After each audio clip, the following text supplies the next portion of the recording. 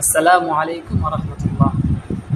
Today I want to share a short reminder about choosing good companionship. The people you spend time with influence your thoughts, your character, and even your future.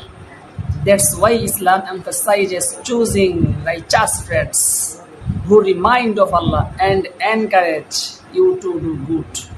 The Prophet Muhammad sallallahu alaihi wasallam said, "A person is on the religion of his close friend. So be careful whom you befriend. A good friend brings you closer to Jannah. A bad friend may drag you away from it. So choose friends who love Allah, who pray and who remind you to stay on the right path. So let us choose our friends wisely and work together on the path to Jannah. Jazakumullahu khairan for listening. Assalamu alaikum wa rahmatullah.